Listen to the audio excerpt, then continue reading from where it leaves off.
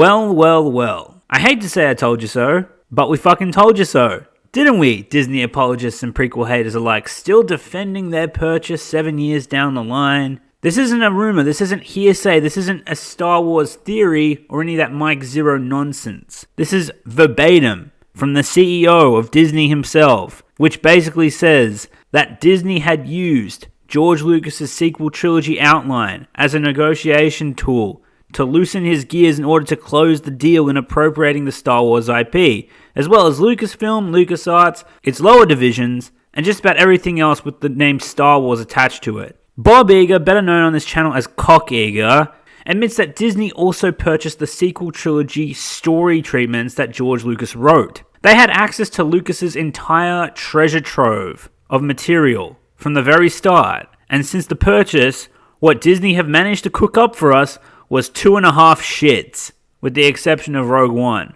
which actually felt like it was trying to stay faithful to the Star Wars universe, despite this meddlesome bitch practically raping its production. Tell you what though, it's a great time to be a prequel fan, like yours truly, because now we get to point the finger at all these fucktards and say, you wanted George out? You got him out. And look what's left. Look at what it's brought us. You hated the prequels because it deviated so far from your fucking retardedly preconceived brain canon? Well, here, you're getting old glory recycled and molested on repeat, because that's what you wanted, right? Right?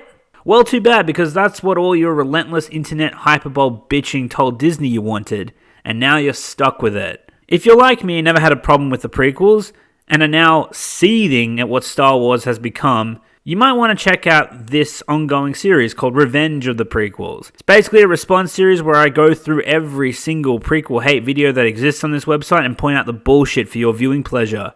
Give it a watch after the end of this video. I promise you won't regret it. You have found sanctuary on this channel, brother.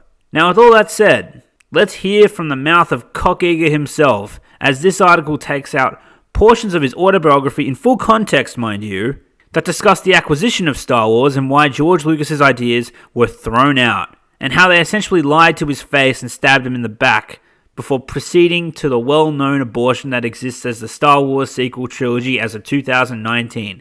Without further ado, let's get into this. The title of the article is as follows: Disney CEO, Star Wars creator George Lucas felt betrayed by the sequel approach. Bob Iger's memoir revealed how Lucas really felt about the first in the franchise sequel trilogy, by Jennifer Bissett.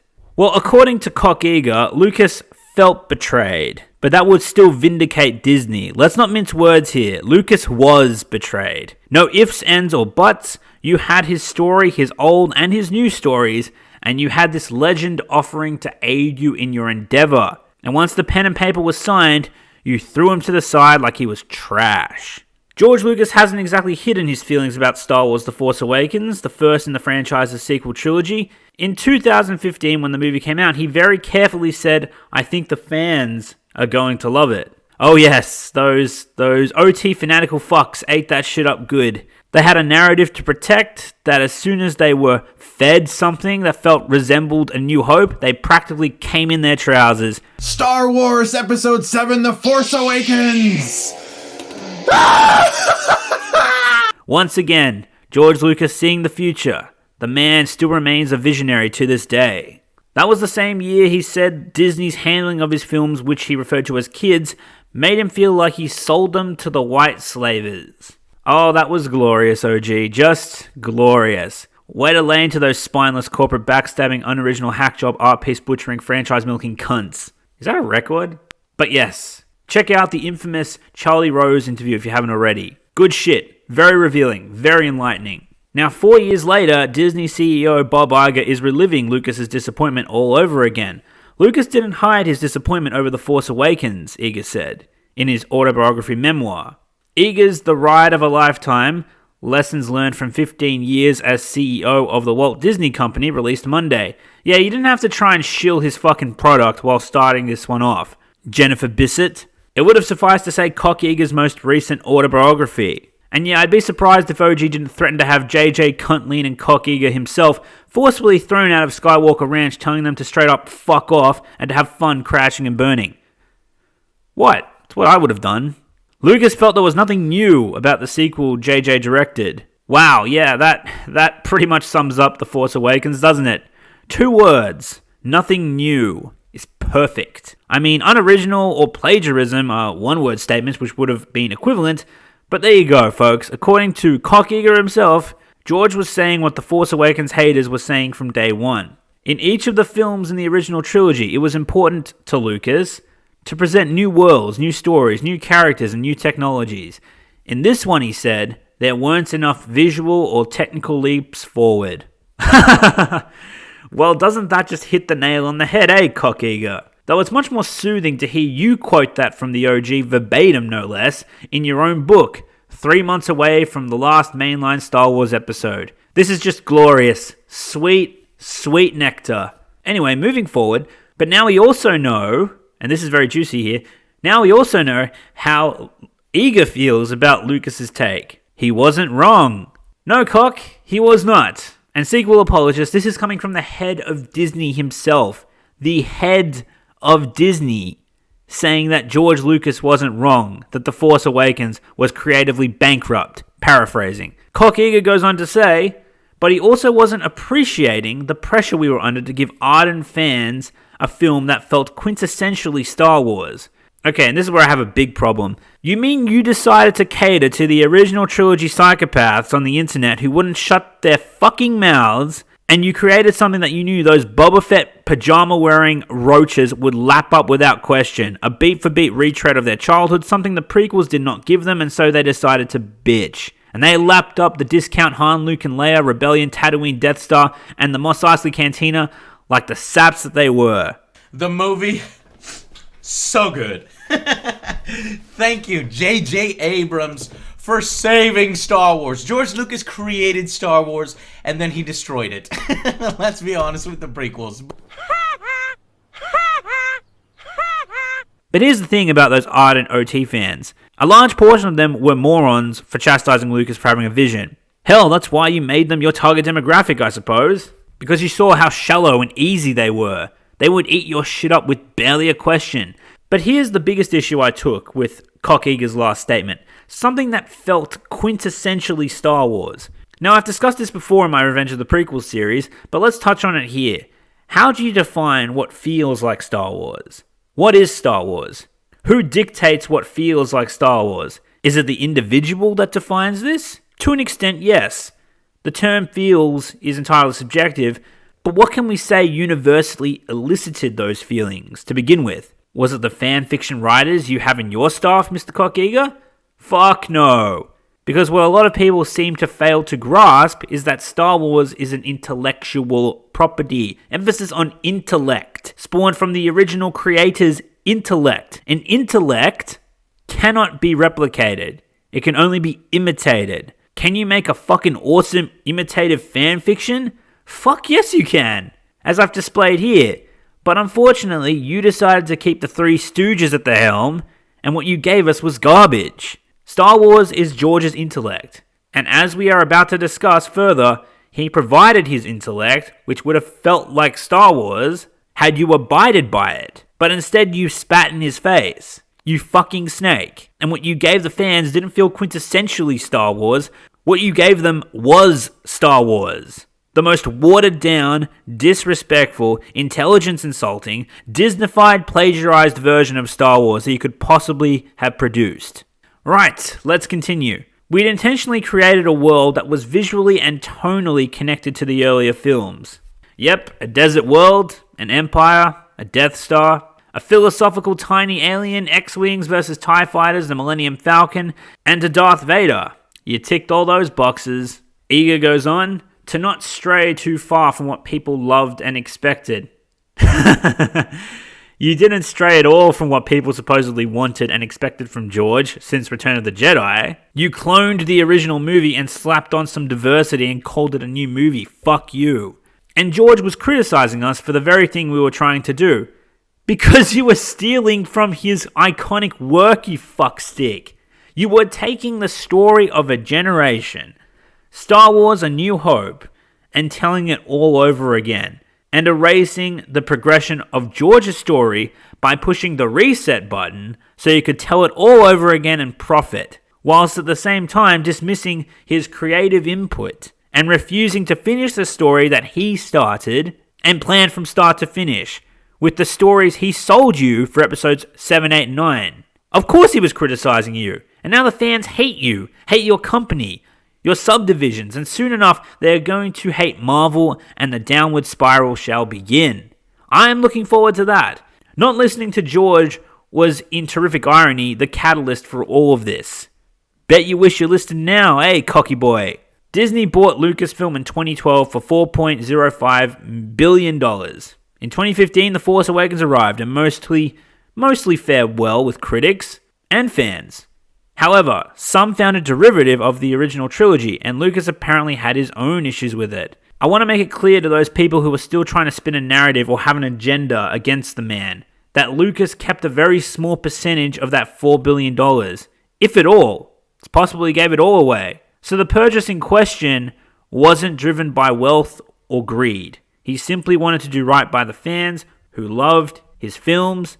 I'm doing this so that the films will have a longer life, and so that more fans and people can enjoy them in the future.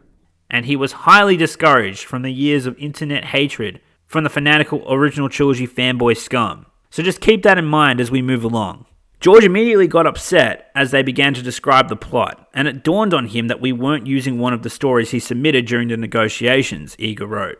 You were using one of his stories, just not the one you should have used. If someone plagiarized my work and tried to pass it off as their own, I'd be pissed too. And so were a large portion of the fans, at least the ones who had a brain. George knew we weren't contractually bound to anything, but he thought that our buying the story treatments, let me repeat that. He thought that our buying the story treatments was a tacit promise that we'd follow them. Yeah, you weasel, you weren't contractually obligated, but you planned this from the get-go. You got more money than God, and so you knew that you could afford those story treatments from Lucas, and you were extremely forthcoming for wanting to purchase them in order to butter the man up. After all, why would you spend good money on story treatments that you were never gonna use? You corporate piece of shit and your loopholes. The world may be governed by laws, but there are shades of grey that decide whether or not you're a shit person. And make no mistake, you are a piece of shit. And he, George Lucas, was disappointed that his story was being discarded. As were we all. We all wanted to see the OG story's final saga, and those who didn't, did anyway, they just didn't know it. But now they do, because, well, look at this shit. Iger goes on to say, I had been so careful since our first conversation not to mislead him in any way, and I didn't think I had now, but I could have handled it better. Bullshit. You knew what you were doing. You knew it's what you learned in business school, how to close a deal. What business school did not tell you is how to understand the Star Wars IP, which is why your property is pretty much in the toilet right now. Iger added, George felt betrayed. From Iger's own mouth, ladies and gentlemen, George felt betrayed. George felt betrayed. But you feel you betrayed George, Mr. Iger. Because as I said before, it sounds like you're still trying to vindicate yourself and your company. Did you betray George Lucas? Yes. Did you betray a man's trust, plagiarized his work, and threw out his creative input, and ultimately betrayed the fans of Star Wars as a result? Yes. So fuck you. And while this whole process would never have been easy for him, we'd gotten off to an unnecessarily rocky start. And now you're gonna have to reap what you sow, boy. Episode 9's coming out. This shitty little dick pump piece of an autobiography quoting yourself verbatim that the creator of this whole franchise felt betrayed by you, the person who is now making money from this product with an output of garbage. And before long, Star Wars will return to the grave that it was left in back in 2005. And hopefully the stink of Disney will soon be a distant memory. Let's finish off this article. The next big Star Wars release will be the Mandalorian series arriving on Disney Plus on November 12th. Then we get the Rise of Skywalker, the final movie in the sequel trilogy, arriving December 20th. Will Lucas be a fan? I don't think so. Though apparently Disney's wised off and they've got Lucas on the set, giving out some input. But he's a visionary, not a miracle worker. And it might be hard for the OG to say on camera that he hates a piece of work he had a small hand in. But make no mistake, Disney dug this grave, not George, and Disney are going to have to lie in it when it's all done. The reporter closes with this remark: "At least he liked The Last Jedi. Go fuck yourself. He only said the film was beautifully made, meaning it looked good. The movie looking good doesn't make the movie in itself good." And some small measure of praise that is unanimously agreed upon concerning The Last Jedi doesn't excuse the movie from being an absolutely retarded abomination. And George Lucas, the creator of Star Wars, knows that The Last Jedi sucked better than anyone, because the man knows Star Wars better than anyone. Now for some closing remarks. Seriously, if you love George, if you love Star Wars, if you love or at least like the prequels, if you're sick of the Lucas hate train, and if you're tired of the sequel apologist, go check out Revenge of the Prequels. You won't be disappointed. It is now on record, public knowledge, quoted verbatim from the CEO of Walt Disney Studios, that George Lucas, the creator of Star Wars, felt betrayed by Disney. And when you have that combined with this footage... The main thing is to protect these characters. Make sure that they still continue to live in the way that you created them. Well, there's really no more excuses to be made. So sit back and enjoy this plummeting dumpster fire that is Star Wars Episode 9. I sure as shit know I'm going to. This latest revelation, well, for some of you it was a revelation, but for the rest of us we were just confirming what we already knew. This revelation has seemed to have finally turned the previously anti-Lucas, pro-Disney Star Wars lovers on the site, well, some of them at the very least, over to the light side. And they are now finally openly admitting the absolute train wreck that is Star Wars, and what it has become, and what Star Wars is as of 2019. And some of these people are actually walking back on their anti-Lucas comments from back in YouTube's earlier days. Take Jeremy Johns, for example. Now, I've always liked Jeremy, and while he's made some boneheaded videos in the past that I very much disagreed with, hell, I even made one of my Revenge of the Prequels videos on him, though I don't expect I'll make any more, and it's because of videos like this that I never lost respect for the guy. There are two videos, the first being the Star Wars fans versus Disney, the current state of things. Here's a small clip. Star Wars is just a movie. And if a movie can illustrate something that can better the lives of real people, I feel like that's a worthy thing to do. People are what life is about, not movies. I know, shocking that a movie reviewer says that, but it's true. So Disney, I think your heart is in the right place, just your head's up your ass. It's about how you address it, because if you address it so heavy-handed on the nose, it's gonna turn people off to it. People who would otherwise get the message and appreciate the message, because it was woven into a good plot, didn't stand out like a sore thumb. I think in the end, if Disney changes their tactics, I think people who just want the escapist fun of Star Wars and people who want to see the issues addressed in Star Wars can both get what they want, but it's all about execution. And I hope you don't see this as me flipping my perspective on Star Wars. I was super jacked when The Force Awakens came out. I've been super jacked for the last couple years, but it's just life is life. And here is a big fundamental thing about life. You get new data, you process that new data, and then your mindset kind of changes. I've had a couple years to process these new Star Wars movies. It's just what I see. I get the feeling if I'm jumping to a conclusion, and I might be, reviewers out there will review a movie or view a movie a certain way, and if the perception on it changes, they're not allowed to say it. They have to, above all other things, stand by and defend their initial outlook on the movie. Life's too short for that shit. Fuck that. You get new data all the time. You process that new data, come to a different conclusion, different outlook. I'm gonna blow your mind right now. Any and every movie reviewer out there that you watch has changed their mind about a multitude of movies, but they can't say it, so they don't. Have fun with that, truth. But I essentially... Definitely check that out and reference it if the Disney shills give you any shit. But of course, his most recent video on the subject was probably the most telling. Jeremy outlines what the majority of us felt once the Force Awakens trailer came out. Alright, before we get into it, a word from our sponsor. That's right. Our sponsor is that doughy-eyed bastard right there. That hopeful son of a bitch who has no idea the video he's gonna make in a few short years, which is this video. Point is, 4 billion is in there. He had outlines for episodes 7, 8, 9, and they were like, sweet, George, we will take those into account.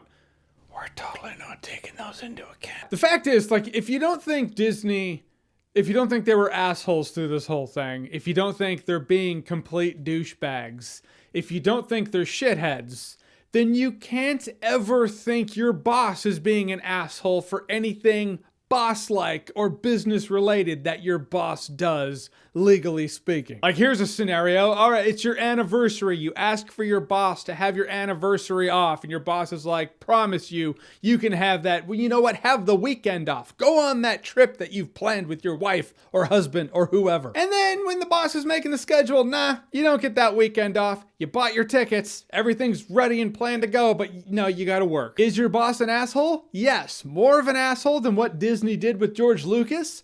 No, it's just an anniversary. There'll be another one. So if you And how the optimism has turned to pessimism, disappointment, and regret as the company that now holds Star Wars hostage, who many of us, and especially the Lucas haters, would have thought could resurrect the franchise for the better, are actually the ones who killed it. And the way they killed it was by disregarding what gave Star Wars its magic in the first place, which was George Lucas himself. That's a bitter pill to swallow for a lot of people. But someone in Jeremy's position to outright admit such a drastic change of perspective publicly is commendable. I wish others would follow suit. But then again, if they did, then Revenge of the Prequels wouldn't exist, and then what would I do with myself? But you know my favorite part of this video is when Jeremy says, thoughts. In the end, all of this boils down to the fact that regardless of your sentiment of the prequels, and I do think time has validated the prequels. In the eyes of the fandom, anyway. You might not like the prequels. I prefer the original trilogy myself, but in the eyes of the fandom as a whole, the prequels have been validated through time. I mean, shit, assholes like me got on camera, said, George Lucas and his prequels, yeah, Disney's gonna do their own thing. It's gonna be awesome. We paved the way for them. We validated them. We gave them the green light. I mean, I can't speak for everybody. I feel like I did, though.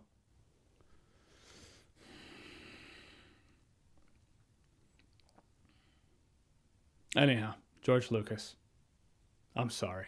Let's watch my favorite part again, shall we? And I do think time has validated the prequels. Time has validated the prequels. Disney, who, as far as I'm concerned, is unofficially competing with Google for world dominance. Just saying, it's crazy. And funny enough, this news has gotten mixed reactions. I've seen comments, videos, and reactions where people are like, oh, dude, what? Star Wars is gonna die. It's dead. Oh, the worst decision ever. It's gonna die. Really? Have you seen the prequels? That already happened. Star Wars fell from grace off of the pedestal that it was on in the 80s over 10 years ago. Time has validated the prequel. So do I consider the fact that Disney now owns Lucasfilm a good thing? Not necessarily. I consider it a great thing. Anyhow, George Lucas, I'm sorry.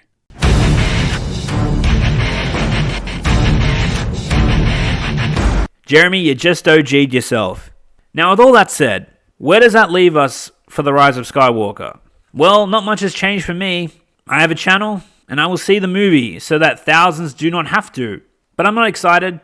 I'm actually infuriated, and have been for almost 2 years since the release of The Last Jedi. And as my series has progressed, I've only gotten angrier because my research has revealed facts about George, the prequels, and the handing over of Star Wars to Disney that really churned my stomach. I adored the prequels as a kid, and even now I still do as an adult. I loved Star Wars my whole life, and never had a problem with George at the helm. And now this company, this soulless, scummy, greedy corporate entity helmed by Cock Iger, owns it. And now idiots who have no idea what they're doing and have no business being anywhere near this IP are the ones Cock Iger has left in charge of it. And all they've done is insult us, the fans, for many, many months. Through their absolute shitty products, their misleading marketing, their passive-aggressive tweets, their absolute refusal to listen, and don't even get me started on the politics. The Rise of Skywalker will be the swan song for Star Wars. Disney are going to throw everything but the kitchen sink at this film to try and appease the masses in the most shallowest of ways.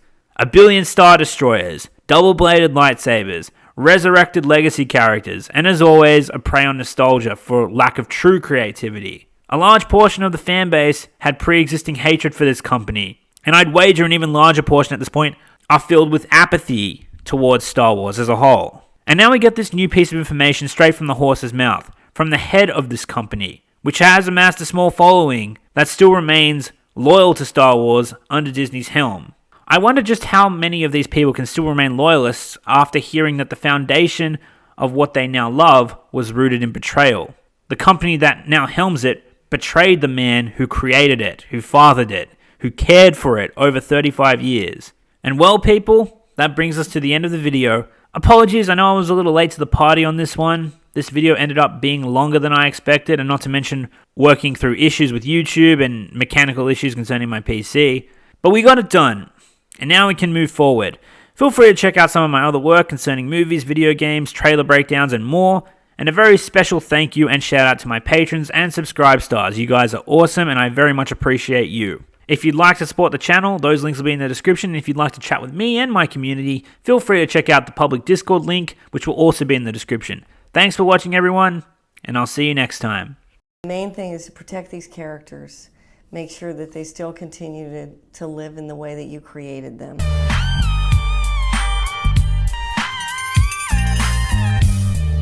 I sold them to the white slavers. Star Wars The Phantom Menace was the most disappointing thing since... Share your energy with me! Spirit box meeting!